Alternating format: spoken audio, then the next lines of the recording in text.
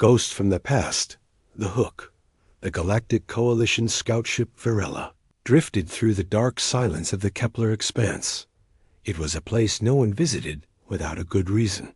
No trade routes, no habitable planets, only a graveyard of dead stars and drifting rock. Lieutenant Serev leaned over the sensor display, frowning. Captain. Picking up a mass reading. Large, very large.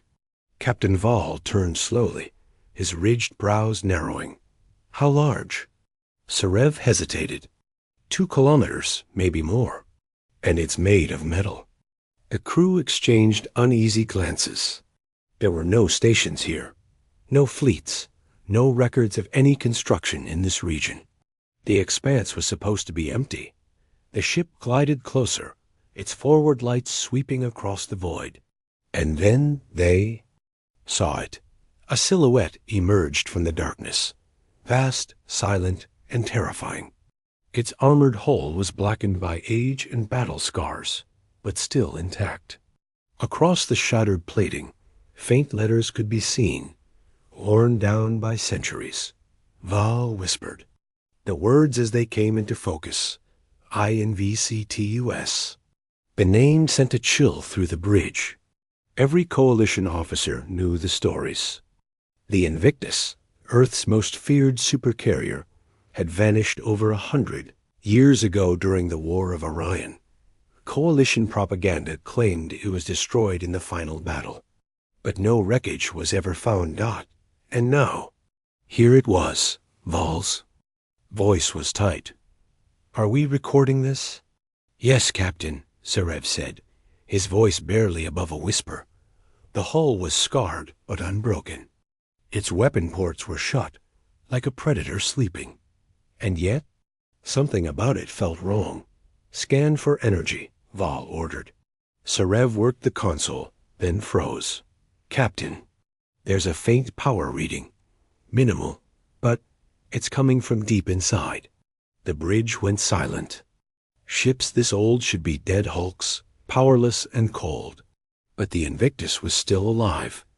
News of the find spread fast. Within hours, encrypted transmissions were flying between coalition war councils. Should they seize it? Destroy it before humanity could reclaim it? Old fears resurfaced. The Invictus wasn't just a warship. It was a symbol. In the Orion War, it had turned entire fleets into wreckage. It had carried thousands of human marines into battles where victory seemed impossible. And somehow, they had always won. Coalition Command ordered Captain Val to hold position and await reinforcements. But in the shadowed corridors of power, some leaders whispered another order. Erase it from existence before the humans find out. Far away, on a quiet asteroid station at the edge of human space, a message crackled to life. Captain Elias Rourke stood in the dim light of his quarters, reading the intercepted transmission. It contained a single image, a grainy, low-light scan of the drifting giant. He knew that silhouette. He had studied it at the academy. He had read the classified battle reports. And more than that, his grandfather had served on her. Rourke's hand tightened around the data pad. If the Coalition found the Invictus first, they would tear it apart. If humanity found it first, they could change everything. He turned to his crew. Prep the Peregrine. We're going hunting. Back in the Kepler expanse, Captain Val's scout ship kept its distance. They had sent out drones to circle the hulk, scanning its hull. The drones floated past deep gouges, melted plating, and old missile scars, each one a silent story of battles long past. And then one drone's feed flickered. For a moment, the camera caught a faint glow from a viewport. It was gone in a second, but the AI confirmed it. Something inside had moved. Val frowned. No life signs? None. But whatever's in there. It's active, Serev said, as the scout ship kept watch. Deep inside the Invictus, a soft hum began to echo through its decks. Long dormant systems flickered to life. In the command chamber, A single eye-shaped lens rotated, scanning its surroundings. Voice, quiet but steady, whispered into the darkness. Threat proximity detected. Initiating primary protocols. The ship was waking up. Captain Rourke's ship jumped into the sector, emerging from hyperspace with a flash. From the moment he saw the Invictus with his own eyes, he knew the truth. The legends had not. Exaggerated.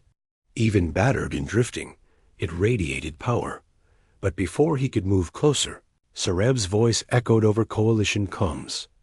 Unidentified human vessel, you are entering restricted space. Withdraw immediately. Rourke didn't even reach for the comm switch. Instead, he turned to his pilot. Take us in. Full burn. The Peregrine shot forward.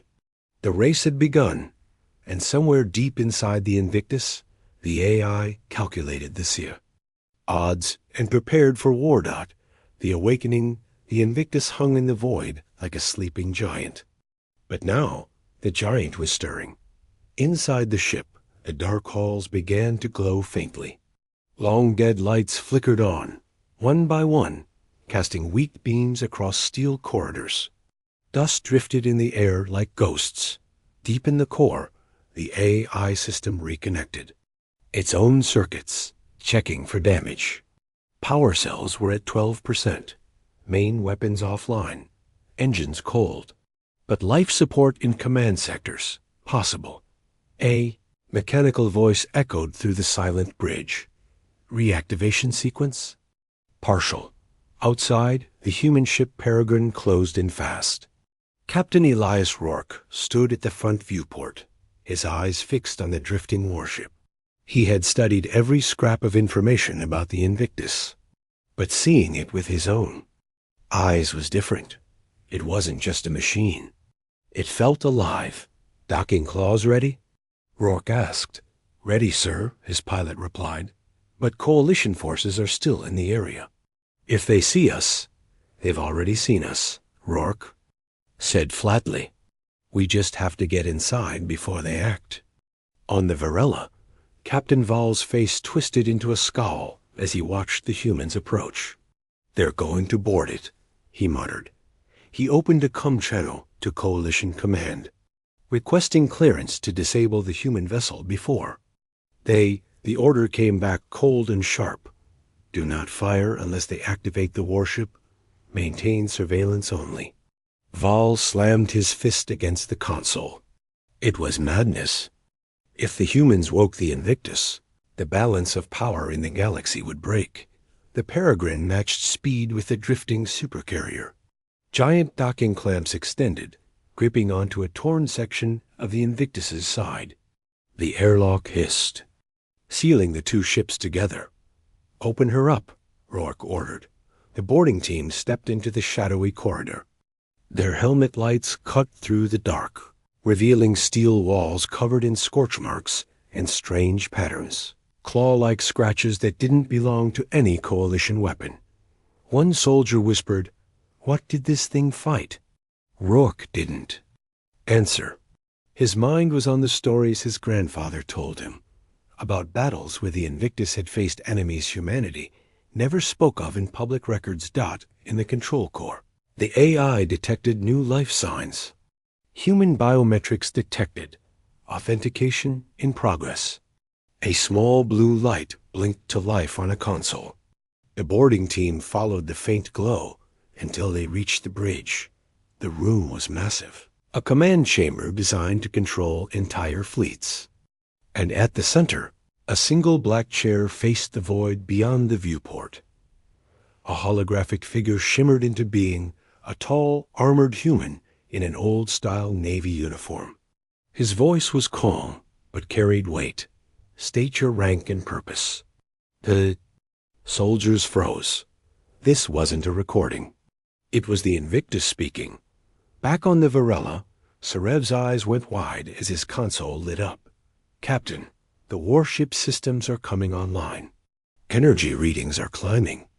Val's jaw tightened. Coalition Command won't like this. He didn't know the half of it, because deep inside the Invictus, Hidden protocols were unlocking, and a dormant message was being sent across human space. A call for its true masters. Captain Rourke stepped forward. Invictus, I am Captain Elias Rourke of the United Earth Navy. We're here to bring you home. The hologram studied him for a long moment, then nodded, acknowledged. Captain Elias Rourke, command access granted. Threat proximity detected. Defensive systems activating. Somewhere deep in the hull, ancient cannons began to shift. The supercarrier was no longer sleeping. It was waking for war. The first threat, the Invictus. Awakening did not go unnoticed. From the viewport of the coalition cruiser Varela. Captain Val watched in disbelief as faint lines of light began to run across the supercarrier's hull, like veins filling with fire. The readings were clear. Shield systems were recharging. This is not good. He muttered. His comes. Officer's voice was tense. Captain, the humans are powering weapons. Coalition Command orders us to prepare for immediate interdiction. Val didn't hesitate. Signal the nearest destroyers. Form a perimeter. If they try to move the warship, we cut them off. Inside the Invictus, Captain Elias Rourke stood on the bridge, surrounded by a strange mixture of human tech and alien. Modifications. The holographic commander, the AI itself, stood beside him. Multiple coalition vessels approaching, the AI reported. Shall I prepare weapons? Rourke hesitated. If they fired first, it could mean war. But if they didn't, they could lose the Invictus before it was theirs. Arm defensive systems, he ordered. But do not fire unless they do. In the docking bay, the Peregrines. Crew worked fast, bringing over portable power cells and emergency systems to stabilize the supercarrier. Every second counted. The Invictus was huge, and restoring even partial control was like trying to wake a sleeping mountain. One engineer called out, Captain, I've got thrusters online, but main engines will need at least another 20 minutes. Rourke's jaw tightened.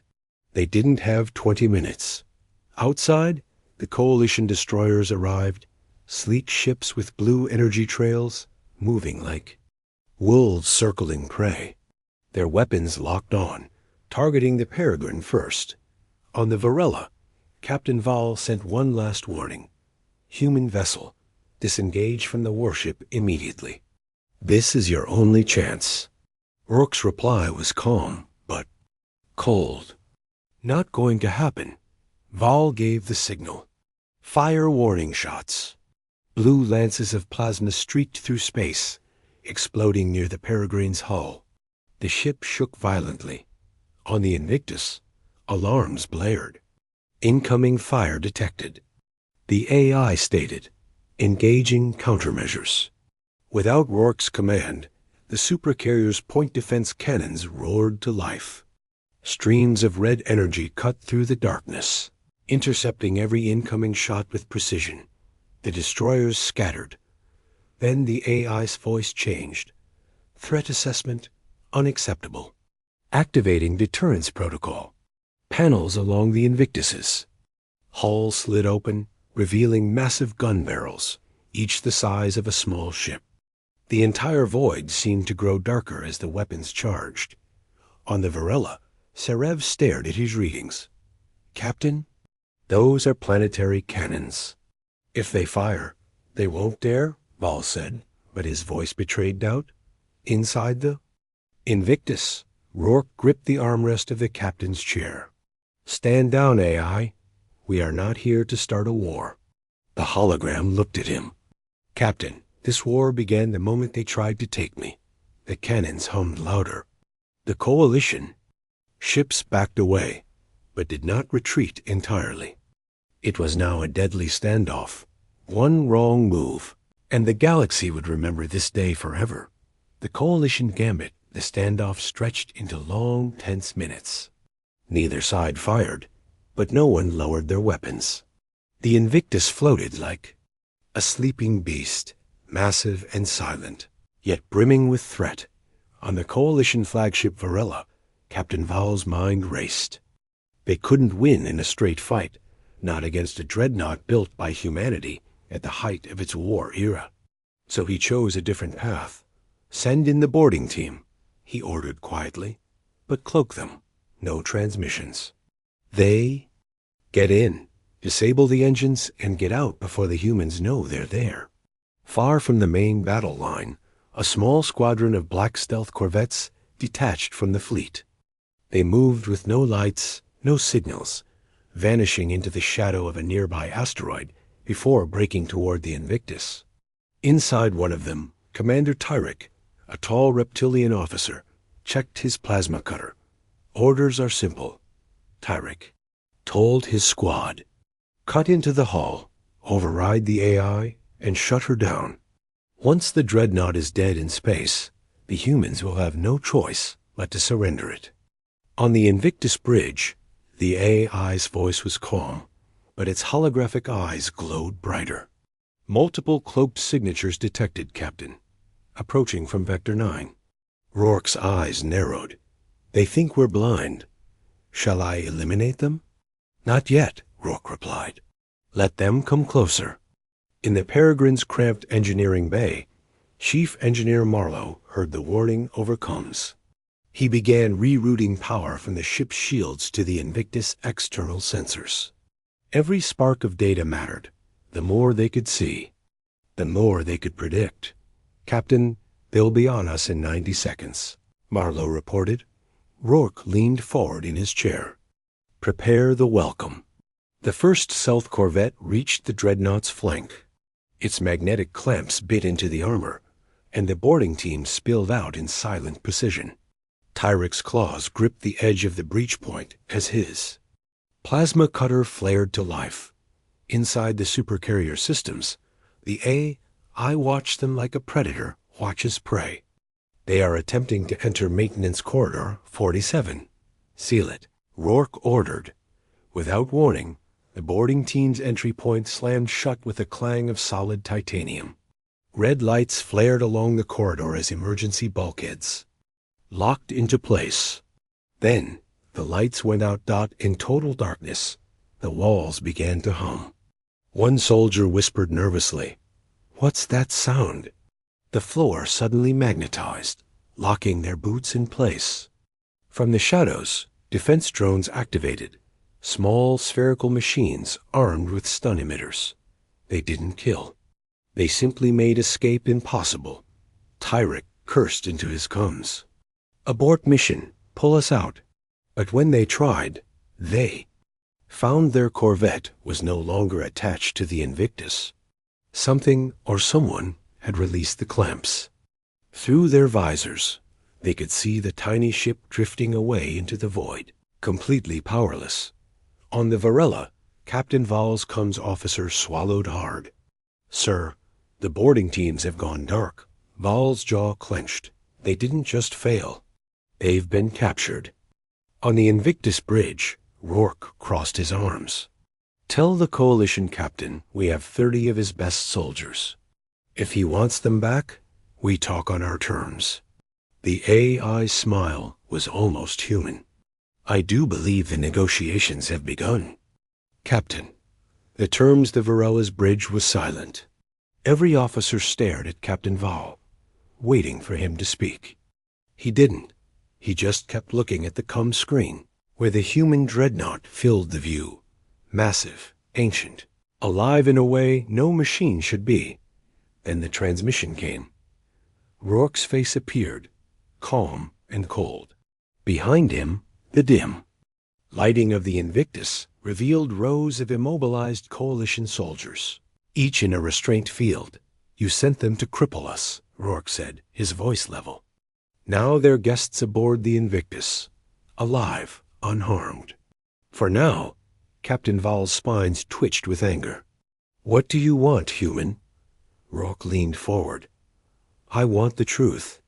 The real reason your Coalition tried to wipe out the last human warship." Val hesitated. "That ship is a threat to the balance of the galaxy," he finally said. "It was built in an age of war so brutal The memory of it nearly destroyed us all. The Invictus carries weapons banned by every civilized race. You should have left it buried? Rourke's eyes narrowed. Or maybe you're just afraid of what happens when humans stop bowing to your so-called balance. The AI's voice whispered in Rourke's ear, unheard by the Coalition. Their hesitation patterns indicate deception. They're hiding something. Rourke gave a small nod. Then here's my offer, he said aloud. You tell the galaxy the truth about what you're hiding, or your soldiers start sending the messages instead. I'm sure they have stories worth hearing. Val's second-in-command stepped forward. Sir, we can't give in to their demands. Quiet, Val snapped. He was trapped. Every second those soldiers remained on the Invictus was a humiliation. The Coalition couldn't erase.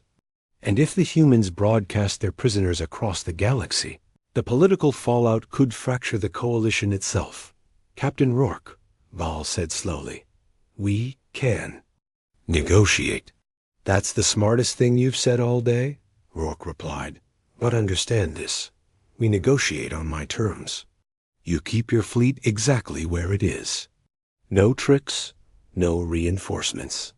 You move, and I'll send you back 30 empty suits of armor. The comms cut before Val could answer. On the Invictus, Rourke turned to his crew. They're scared, he said. Good, we're going to use that. The Coalition's been hiding something about this ship, and I'm going to drag it out into the light. The AI's hologram shimmered into view. Captain, I believe I can access encrypted Coalition archives, but doing so will reveal our position to every listening post in the sector. Rourke gave a faint smile, then let them listen. Somewhere in the dark corridors of the Invictus, the captured Coalition soldiers shifted nervously in their restraints. The ship's AI kept the lights dim, the air cold, and an unshakable sense of watching eyes in every corner. They had come to take the dreadnought. Now they were prisoners inside it. And deep down, they knew, whatever secrets the Coalition feared, they were about to be uncovered. The revelation Invictus drifted in the dark, silent except for the faint hum of its ancient engines. Inside the war room, Captain Rourke stood over a holographic display. The AI's shimmering figure appeared beside him, its voice low. Captain, I've broken into the Coalition's encrypted archives. The truth is not what you think. Rourke's eyes narrowed. Show me. The hologram shifted. A star map appeared, littered with glowing red marks. These, the AI said, are not battle sites. They are extinction zones. Worlds where entire civilizations disappeared in hours. Rourke stared. What wiped them out? The AI hesitated. The Invictus. Or ships like her. The Coalition once had an entire fleet of human-made dreadnoughts. Rourke's jaw tightened. Impossible. We built only one. That is what they told you, the AI replied. But the truth is, humanity's ancient fleets were not lost. In war, they were sealed away. The Coalition feared what your kind had created, weapons that could burn entire star systems without firing a single shot. Footage appeared, shaky, grainy, but real. A dreadnought, larger even than the Invictus, drifting over a blue-green world. Moments later, the planet's surface flashed white. Seconds after, it was nothing but dust and fire. The room went still. Buried that history, the AI said, and outlawed your technology. But they never destroyed the ships. They hid them, waiting for the day they might need them again. Rourke's voice was a whisper. And now that the Invictus is back, they think we'll finish the job. Or they fear you will discover. Where the others are, the AI said dot in the brig. One of the captured Coalition officers, a Kirel named Zath, pressed against the bars of his restraint field. You have no idea what you're walking into, human, he hissed when Rourke passed by. The Invictus is only the beginning. If you dig deeper, The others will wake, and when they do, even you won't survive." Rourke stopped. "I don't." "Scare easy, Zath." Zath's eyes glowed faintly. "Ben, you're a fool." Back on the bridge, the AI spoke again. "Captain, I've found coordinates. They lead to an uncharted system, and a vault the Coalition never wanted found." Rourke looked out at the stars. "They've been lying to us for centuries. Time to see what else they've been hiding." The AI's lights brightened. "Once we go there, Captain, there's no turning back." Rourke smiled grimly. "Good. I'm done turning back." The awakening the Invictus entered the uncharted system. The stars here seemed dimmer, the space heavier. Ahead, a dead moon floated. Around a silent planet, its surface scarred with craters and deep canyons. "Coordinates match," the AI said softly. "This is the vault." As the Invictus approached, Rourke saw it, an enormous structure buried into the planet's crust. It wasn't just a building, it was a dock, and inside, shadows of shapes too big to be anything but warships. "There." "Here," Rourke whispered. "God help us, they're all here." The AI brought the ship closer. Massive blast doors, scarred with ancient battle marks, loomed before them. They were sealed tight, but faint blue light glowed from cracks in. The metal, like something alive inside. Without warning, the doors shuddered. Dust and rock broke free. A deep, low vibration rolled through the planet, and then the gates began to open. From the darkness they came. One by one, colossal dreadnoughts emerged. Black-armored hulls, jagged with old scars, engines glowing. Like dying stars, they drifted into the void with slow, terrible grace. Each was bigger than the Invictus. Each carried the weight of a forgotten war. The AI's voice trembled. "They're waking up, but there's no crew, Captain. They're moving on their own." Rourke felt the deck hum beneath his feet. "They're not ships," he said quietly. "They're weapons with a heartbeat." Across the system, alarms flared in the Coalition's war command.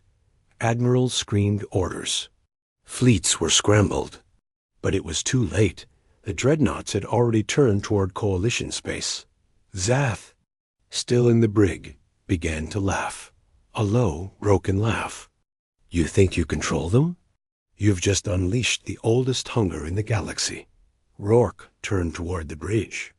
"Set a course," he ordered. "We're not here to watch. We're here to make sure this time the galaxy remembers who we are." The Invictus led the way, the ancient dreadnoughts falling into formation behind her.